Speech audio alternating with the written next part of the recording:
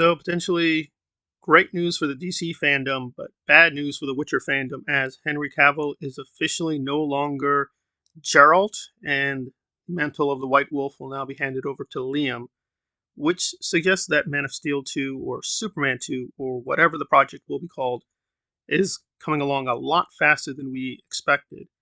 And they already have named a few directors who may be doing the project, including Yates, who is behind the Harry Potter films.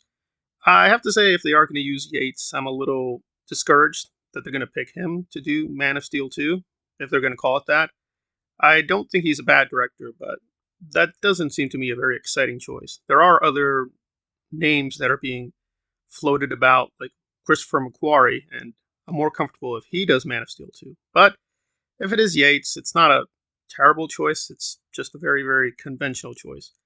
And in terms of Henry, he is a very strong Witcher fan, but also a Superman fan. So, sure, it was an easy decision to leave one for the other, but it does suggest that it will not be just one or two appearances. He will be in the DC universe for the long term, and that will be something they'll be structuring the universe around, which is good. I do like his interpretation of Superman.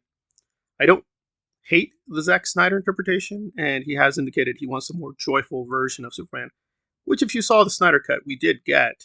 I guess a lot of people did not see the Snyder Cut and just assume Snyder always has his protagonist being unhappy.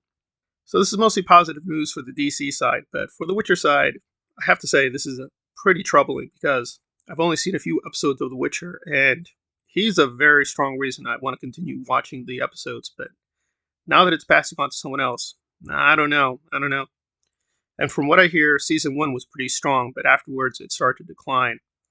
And there have been a lot of rumblings that behind the scenes, the writers and producers don't really know the mythology that well, and he had to sort of step in and kind of correct them on certain decisions. Now, to be fair, they often followed his lead, which is good, but the fact that the star of the show has to course correct where the show is going is not a good sign that The Witcher is going to be off to a great start when the new season comes in. But we'll have to wait and see.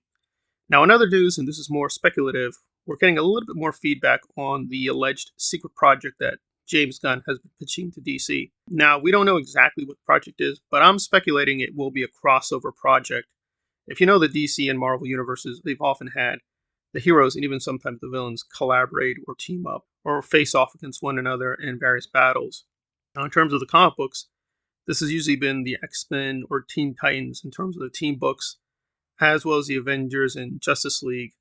I would assume the Justice League and Avengers stories would be more easy to adapt, given that they've already been established, whereas some of these other characters have not been established. I mean, technically, we don't have yet some of these characters like Robin or a few other mainstays in the Teen Titans roster. We technically do have Deathstroke, so they have the foundations to do a project like this, but it makes more sense it would be kind of the X-Men and some of the Avengers and the Justice League, because we know those characters already. But it wouldn't be the full-on Avengers because that would probably be too expensive or just coordinating all the talent. But given that we have the multiverse now, getting a version of the Avengers that is basically almost the same as we got in the MCU film, as well as getting a version of the Justice League we basically have in the Snyder films and the other DC films, wouldn't be that hard. It would, of course, take a lot of cleverness to do it, and also, would this affect the universes? Would this be just a one-time project? It's unclear, but James Gunn is on the record that before he thought it would be very unlikely they could do a crossover event, but now it looks like they could do something like that. But again, it's not confirmed.